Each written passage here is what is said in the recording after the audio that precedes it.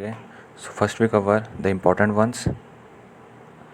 तो प्रेसिडेंट का जो आर्टिकल है वो आर्टिकल 52, 53, 54, 55 एंड 50 एंड वैसे तो आर्टिकल 52 से 62 तक कहते हैं कि प्रेसिडेंट की पावर का आर्टिकल है। तो इसमें जो है वो है 52 में द प्रेसिडेंट ऑफ इंडिया है। 53 में एग्जीक्यूटिव पावर है यूनियन की। किसके कंपेयर में? प्रेसिडेंट के कंपेयर में कि कैसे वो प्रेसिडेंट एग्जीक्यूटिव पावर यूनियन की कंट्रोल करता है। और आर्टिकल 54 में इलेक्शन है प्रेसिडेंट के। आर्टिकल 55 में manner of election of president है, किस तरीके से करानी चाहिए। इलेक्शन ऑफ प्रेसिडेंट और मैनर ऑफ इलेक्शन में अंतर होता है। Then it's came for 56 term of office of president, कितने साल तक रहेगा वो है 56 में। देन आर्टिकल 57 में एलिजिबिलिटी फॉर री इलेक्शन, क्या उम्र रहेगी री इलेक्शन कराने के लिए।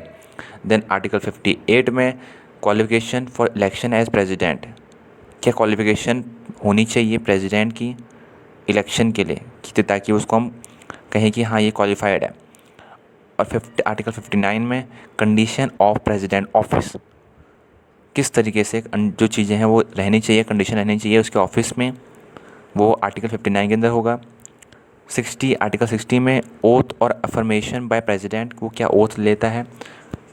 Then article 61 procedure for impeachment of president, उसको इम्पीच करने के लिए, वो सब कुछ होगा आर्टिकल 61 में। और उसके अंदर जो इम्पीचमेंट और जो अदर प्रोसेस होगी वो उसके अंदर आ जाएगी। ठीक है, तो हम जो बुक की थ्योरी है उसको हम बाद में लेटर इसको हम डिस्कस करेंगे। पहले हम डिस्कस करते हैं जो मेन क्वेश्चन जो पूछे गए हैं और उसके रिलेटेड जो हमारा कॉन्सेप्ट है। तो ये है हमारा the executive power of union shall be vested in president. कहने का मतलब है कि कोई भी चीज़ को कराना है, कोई चीज़ को अगर होना है तो उसमें प्रेसिडेंट की साइन चाहिए। उसमें मतलब कोई भी चीज़ अगर होती है तो उस प्रेसिडेंट का नाम होता है। In the sense okay, he is not actively participate in so many things like meeting of going for foreign and all that thing, but his name is always there, his sign is always there, his executive power is always, the union executive power is always in president hand. Okay, so he has always hand because he manage government. Also his name is always applied to the all work, whatever the work, even the work is done by, even the Modi is meeting to the someone as president country, but on the name of what? President, on the sign of president. So basically he is the name of the country. Okay, the executive power shall be exercised by the president only through officers subordinate to him. Okay, so what is saying, he want to say the executive power means what? Executive power, the power to doing something, okay, shall be exercised by the president only through officer subordinate to him. Means he directly, yes, either directly, means the meaning of it is that yes, either directly he directly applied the power, okay, or by him or through officer subordinates to him, means the officer always behind him. President directly don't do anything because every manner all office are been already made. So through officers, so through subordinates, he command them and they follow them. So the meaning of the sentence, the executive power shall be exercised by the president only through officer subordinate to him, is somewhat incorrect because either directly he can also directly like if he said that a government agency should be stopped, okay, now he either directly write the application, okay, to the subordinates, or he commands subordinates that okay, stop that function and stop that company and whatever the shit. Okay, so either directly or through officers he exercise his power.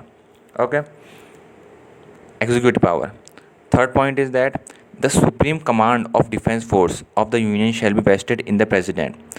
Vested, vested, vested means he is capable of that, he has that power. So okay, yes, he has that power. Okay, so supreme command of defense force is the president. So that one also correct. And on the right way. Now impeachment is so important, and it is again and again asked. So let me figure out, as we discussed, that impeachment procedure for impeachment of president is on Article 61. So it is very right to know how the impeachment is being getting, okay, because there is so much confusion. So president, first point, president can be impeached only on the ground for violation of the constitution. if he if he violates if he violation the constitution, then impeachment is going on. Again, president can be impeached only on the ground for the violation of the constitution. You cannot impeach the president on any other means, only if he violate the constitution. And now the constitution is so big, so anything has to be happen. Again, the Indian constitution contain no definition of violation of constitution, means the accuser who accuse the president has to prove the fact about it. Means the violation of constitution is not defined in the constitution. Again, this means that the fact, if you are impeaching the president, then you have to prove it with solid proof. Means it is not that much easy that you say that president do this to that to myself and impeach him down. It's not that easy. It's a long process and so many things about them. Now second point, impeachment process start in Lok Sabha as the first house to initiate the impeachment charges. Again, impeachment process start in the Lok Sabha as the first house to initiate the impeachment charges. But Rajya Sabha can initiate the impeachment charge against president. Means जो impeachment process है वो लोकसभा में start होगी as the first house to initiate the impeachment charge. वो पहले उसको जो charge को इनिशिएट करेगी.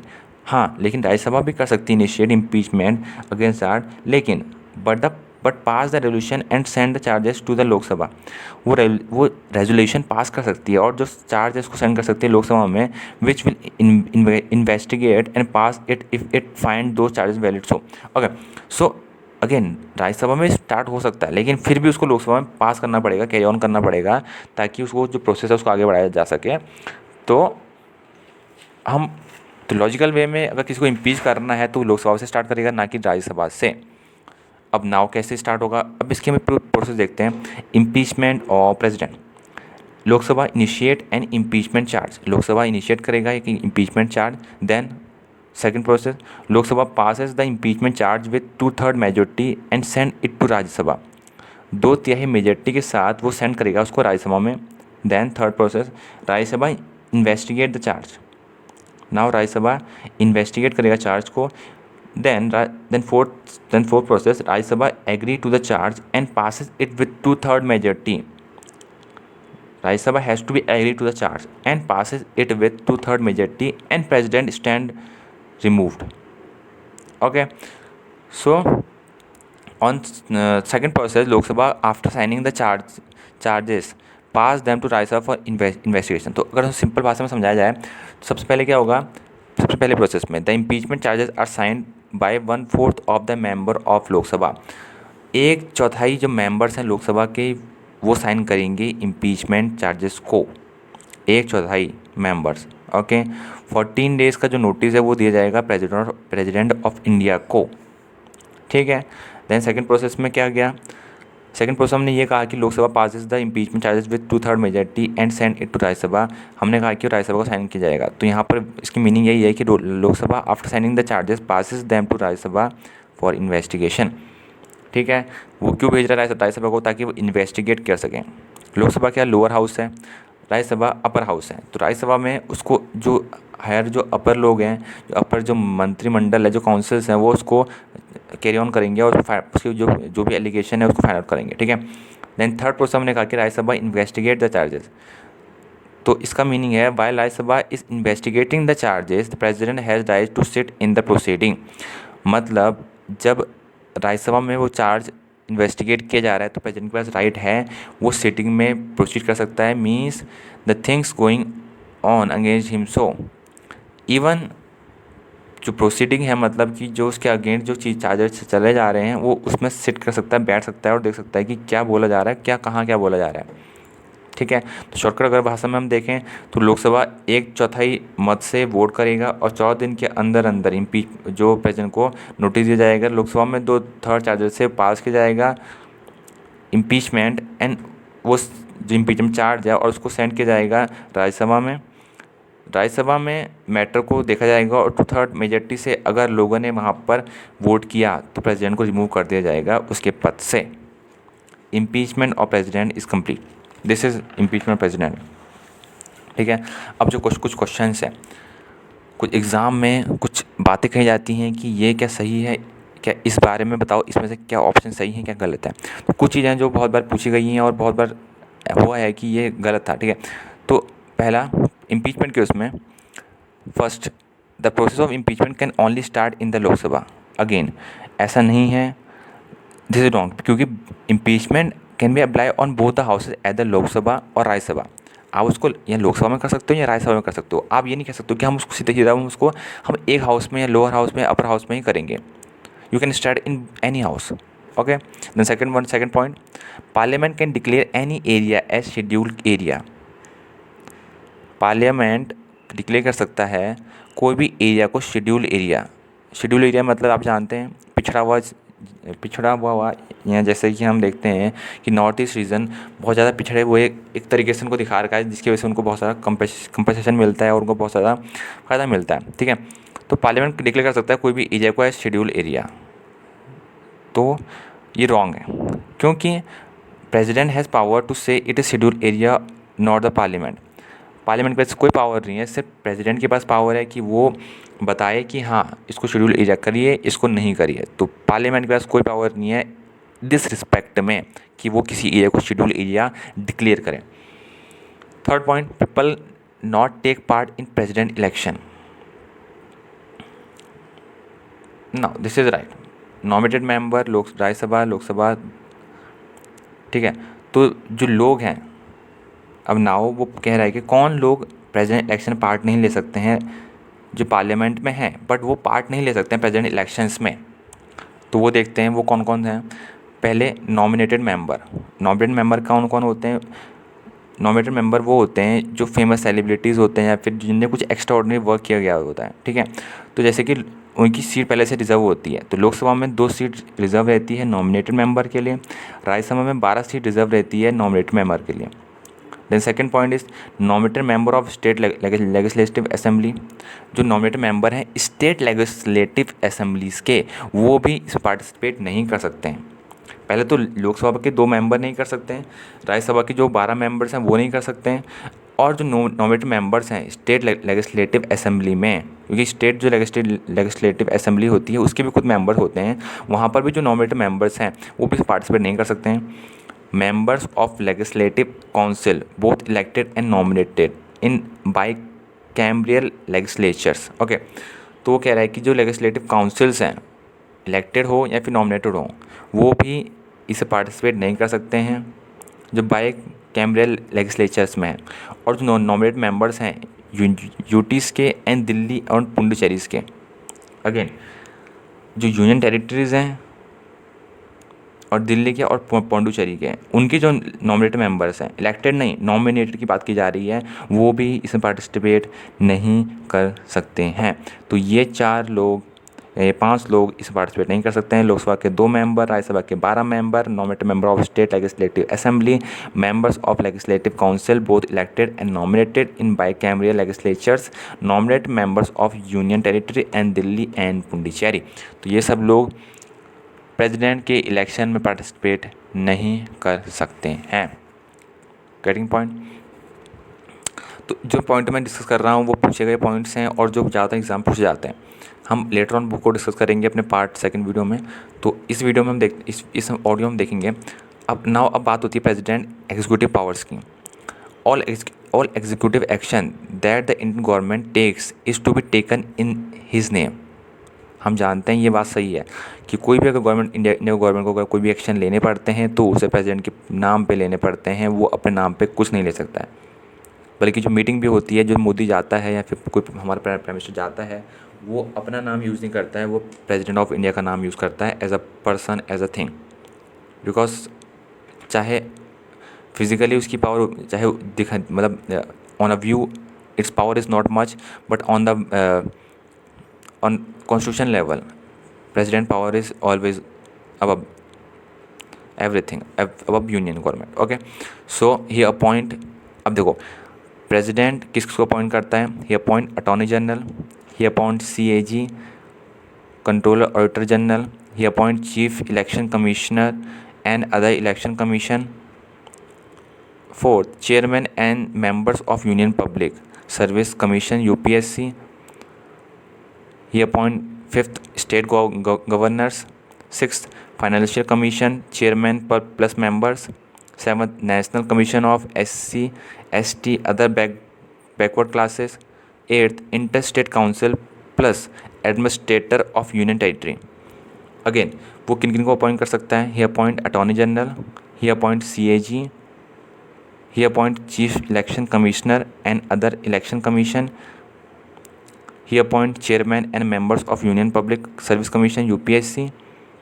State governors, finance commission chairman plus members, national commission of SC ST and other backward classes, inter state council plus administrator of union territories. So इन सब को appoint कर सकता है अपना प्रेसिडेंट। ओके, तो ये एग्जीक्यूटिव पावर्स है प्रेसिडेंट की। एग्जीक्यूटिव पावर मीन्स अपॉइंट करना, एक्शन लेना, ये एग्जीक्यूटिव पावर के अंदर आता है। Now if you talk about legislative power of president, nominate 12 members of Rajya Sabha. देखो अभी हमने कहा कि प्रेसिडेंट इलेक्शन में कौन पार्टिसिपेट नहीं ले सकता है, जो 12 मेंबर प्रेसिडेंट ने इलेक्ट किए।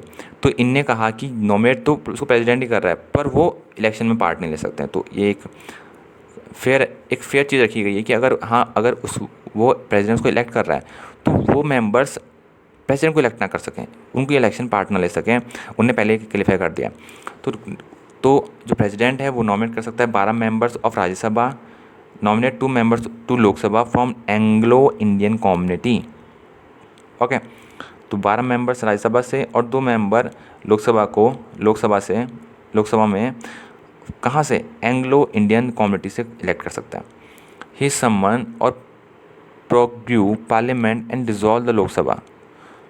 वो समन कर सकता है मींस कुछ समय के रोक सकता है या डिसॉल्व कर सकता है, कह सकता है कि अभी हम नहीं करेंगे प्रोसेस, अभी नहीं करेंगे, और ख़त्म मतलब थोड़ी देर के लिए उसको बंद भी कर सकता है पार्लियामेंट को अपने ऑर्डर पे। समन मींस क्या होता है, SUMMONS in case of deadlock in both houses. मतलब इसमें क्या होता है कि वो चीज़ों को खुद देख सकता है। अगर कहीं कुछ दिक्कत होती है, अगर मतलब वोट में मतलब मान लीजिए लोकसभा में भी इक्वल वोट पड़े किसी चीज़ में और उसके अगेंस्ट भी और उसकी विल में भी, और उसके साथ फिर अगेन राज्यसभा में भी इक्वल वोट पड़े और वहाँ पर वो केस फंस गया, लोकसभा में या राज्यसभा में वो केस फंस गया, एक डेडलॉक सिचुएशन हो गई जहाँ पर कि बराबर वोट्स हैं और कुछ पता नहीं है कि कहाँ पर क्या किया जाए, तो लास्ट में जो डिसीज़न होगा वो प्रेसिडेंट का होगा। ओके, तो उस सेंस में देखो पहले तो वो डेडलॉक को सॉल्व कर सकता है, चीज़ों को सॉल्व कर सकता है, उसको हम सम्मन कहते हैं SUMMONS। और प्रोड्यूक पार्लियामेंट। ओके, प्रोड्यूक मीन्स या तो अगर कोई दिक्कत हो रही है, कोई लड़ाई हो सकती है तो वहाँ पर वो कर सकता है, और कुछ डिज़ोल्व भी कर सकता है। मतलब अगर वहाँ पर उसे लगता है कि कोई निष्कर्ष नहीं निकल रहा है या फिर तो वो थोड़ी देर के लिए या कुछ समय के लिए उसको बंद करा सकता है लोकसभा को, डिज़ोल्व कर सकता है लोकसभा को, dissolve the Lok Sabha. Okay, now fourth point, address the parliament at commencement of the first session after every general election. Now जब भी हर बार इलेक्शन होंगे उसके बाद वो क्या कर सकता है, वो सिंपली उन सबको एड्रेस कर सकता है पहले सेशन में। हर पहले सेशन में वो एड्रेस करेगा, उसके पास ये पावर है, कोई और एड्रेस नहीं कर सकता है, वही इसको एड्रेस करेगा, ये इसके पास पावर है। ठीक है, देन अपॉइंट वो अपॉइंट भी कर सकता है किसको, लेजिस्लेटिव पावर्स के पास। अब देखो यहाँ हम बात कर रहे हैं लेजिस्लेटिव ओके, वहाँ हम कर रहे थे एग्जीक्यूटिव में तो बहुतों को अपॉइंट कर सकता है, लेकिन लेजिस्लेटिव में तो वो अपॉइंट कर सकता है स्पीकर्स को और डिप्यूटी स्पीकर्स को, किसके, लोकसभा के, और चेयरमैन और डिप्यूटी चेयरमैन राज्यसभा के। अगेन वो अपॉइंट कर सकता है स्पीकर और डिप्यूटी स्पीकर लोकसभा के, चेयरमैन और डिप्यूटी चेयरमैन राज्यसभा के। कब, जब इनकी सीट वैकेंट है।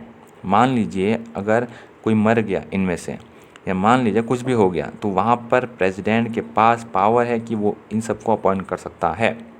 Getting the point. He lay the following report before the parliament, वो इन रिपोर्ट को पार्लियामेंट में फॉलो ऑन कर सकता है, दे सकता है, ये दे सकता है कंप्ट्रोलर एंड ऑडिटर जनरल की, यूनियन पब्लिक सर्विस कमीशन की, यूपीएससी की, फाइनेंस कमीशन की। ओके, तो ये पावर उसके पास है एज अ लेजिस्लेटिव पावर इसके पास ये सब है। Now if you come to financial power, क्या सही है क्या गलत है वो जानना ज़रूरी है, क्योंकि एग्ज़ाम में क्या होता है कि बहुत बार एग्ज़ाम में कंफ्यूज करता है, हमें रॉन्ग ऑप्शन दे के और पूछता है कि बताओ इसमें सही कौन सा है, तो मिक्स कर देगा राइट को रॉन्ग से और रॉन्ग को राइट से। अब ना पता लगाओ। तो पहला, to introduce money bill his, ये राइट, ये सही चीज़ें हैं। To introduce money bill his prior recommendation is must, he recommended. ठीक है, मनी बिल में उसकी रिकमेंडेशन इज़ नेसेसरी, ये सही है, बिल्कुल सही है। इसकी पहली रिकमेंडेशन बहुत ज़रूरी है अगर मनी बिल के सेंस में देखा जाए तो। ठीक है, he constitute financial commission every 5 years, वो फाइनेंस कमीशन को हर 5 साल में बनाता है, ये बिल्कुल सही है। Contingency fund of India is under his control, जो कंटिजेंसी फंड है इंडिया का उसके कंट्रोल में है, ये बिल्कुल सही है। Because of him union budget to be laid before the parliament, उसकी वजह से जो यूनियन बजट है वो लेट के जाता है पार्लियामेंट में, बिल्कुल सही। To make a demand for grant his recommendation is a prerequisite, grants की रिकमेंडेशन के लिए डिमांड करने के लिए ग्रांट्स को उसकी जो रिकमेंडेशन है वो सबसे ज़रूरी है। अगर कोई ग्रांट आप चाहिए तो उसकी रिकमेंडेशन पहले ज़रूरी है। ठीक है, ये सही चीज़ें हैं। अब नया आती है, अब now we move to the wrong things that are being given in the option. First is parliament introduce money bill with central government recommendation. This is so totally wrong. Parliament में इंट्रोड्यूस मनी बिल सिर्फ और सिर्फ recommendation जाती है president की, बिना उसके recommendation के वो नहीं होता है। यहाँ बोला जा रहा है कि पार्लियामेंट इंट्रोड्यूस करता है मनी बिल को सेंट्रल गवर्नमेंट के साथ, वो बिल्कुल गलत है, बिल्कुल गलत, क्योंकि president request in first and then other people, तो पहले प्रेसिडेंट ही रिक्वेस्ट करता है। Financial commission constitute by central government, financial constitution constitute करता है सेंट्रल गवर्नमेंट के, no, financial commission constitute by president, financial commission constitute किया जाता है खाली प्रेसिडेंट के द्वारा, उसमें सेंट्रल गवर्नमेंट का कोई रोल नहीं है, nothing role of central government. तो ये रहा हमारा प्रेसिडेंट का।